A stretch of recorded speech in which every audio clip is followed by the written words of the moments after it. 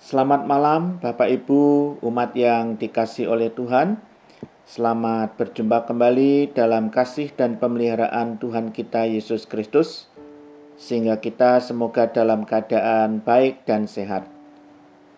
Pada kesempatan ini saya hendak menyampaikan suatu renungan berdasarkan Mazmur 133 yang menjadi bagian dari nyanyian ziarah. Saya akan membacakan Mazmur 133 ayat 1-3. Nyanyian ziarah Daud.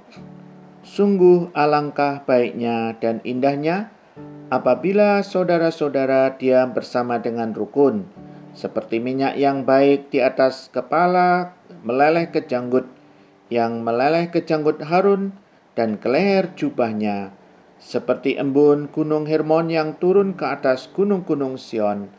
Sebab kesanalah Tuhan memerintahkan berkat kehidupan untuk selama-lamanya.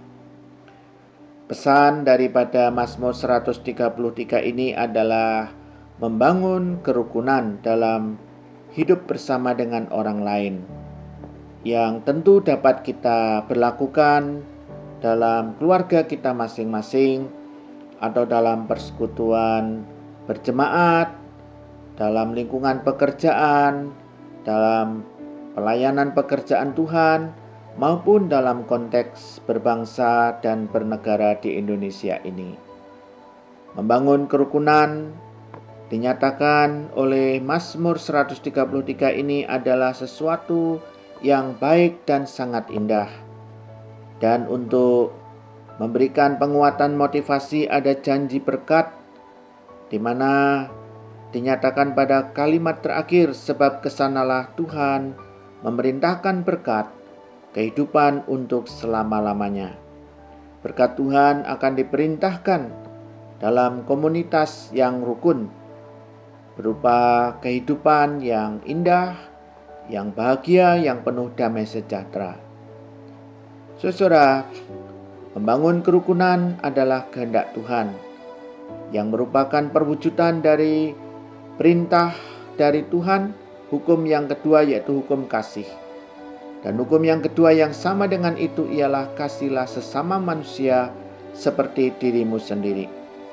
Pada kedua hukum inilah terkandung seluruh kitab Taurat dan kitab para nabi. Demikian juga di dalam Kolose 3 ayat 14. Dan di atas semuanya itu kenakanlah kasih sebagai pengikat yang mempersatukan dan menyempurnakan. Namun kita menyadari membangun kerukunan tidaklah selalu mudah bagi sebagian orang. Setidaknya kita menemukan ada dua faktor penyebab mengapa membangun kerukunan itu tidak selalu mudah. Yang pertama adalah sikap yang tidak dewasa atau kesalahan manajerial dalam menerima atau menghadapi perbedaan. Dalam berhubungan dengan siapapun, kita selalu akan mendapatkan perbedaan-perbedaan. Apakah perbedaan karakter, perbedaan latar belakang pendidikan dan ekonomi, perbedaan mindset atau pola pikir seseorang, perbedaan perspektif, perbedaan pendapat, perbedaan visi. Jikalau seseorang tidak dewasa dalam menyikapi atau menerima perbedaan itu, atau salah memanage perbedaan itu, maka perbedaan itu dapat berpotensi menimbulkan konflik sosial dan dapat merusak akan kerukunan yang harusnya dibentuk dan dibangun oleh kita bersama. Dan faktor yang kedua adalah ketika dalam suatu komunitas sosial ditemukannya ada seseorang atau beberapa orang yang memiliki ego yang besar. Biasanya kalau seorang memiliki ego yang terlalu besar dan tidak terkontrol, mereka akan bernafsu penonjolan diri, mereka merasa paling benar, merasa ingin menang sendiri, mereka selalu berusaha untuk menempatkan dirinya sebagai pusat dari komunitas, atau sifat egosentrisme yang begitu kuat. Saudara, karena itulah maka kita perlu merendahkan diri dan membuka hati untuk menerima kembali firman Tuhan yang menyerukan kepada umat yang percaya kepada Kristus untuk selalu membangun kerukunan sebagai perwujudan kasih yang sungguh dalam hubungan kita dengan orang lain. Saudara-saudara yang saya kasih di dalam Tuhan, setidaknya ada beberapa ayat yang mengingatkan kita dalam kerukunan ini kita harus saling bertolong-tolongan. Pengkhotbah pasal 4 ayat 9 menyatakan, berdua lebih baik daripada seorang diri, karena mereka menerima upah yang baik dalam jerih payah mereka. Hasil dari kerjasama tim itu biasanya akan lebih baik daripada kerja seorang diri. Galatia 6 ayat 2, bertolong-tolonganlah menanggung bebanmu, demikianlah kamu memenuhi hukum Kristus. Maka tidak heran, suatu ketika Kristus juga mengutus 70 orang murid yang lain, dan mereka diutus berdua-dua untuk memberitakan Injil Kerajaan Allah, untuk menyembuhkan orang sakit, untuk mengusir gangguan roh jahat pada diri seseorang. Inilah pentingnya membangun kerukunan dalam bentuk kerjasama pelayanan pekerjaan Tuhan. Saudara, di mana ada kerukunan, disitulah berkat Tuhan akan dicurahkan. Bagi orang yang mau hidup dalam kerukunan, menandakan mereka hidup memiliki kasih kepada seorang dengan yang lain. Dan berkat berupa damai sejahtera, kehidupan yang baik yang selalu disertai oleh Tuhan, itu akan menjadi miliknya untuk selama-lamanya.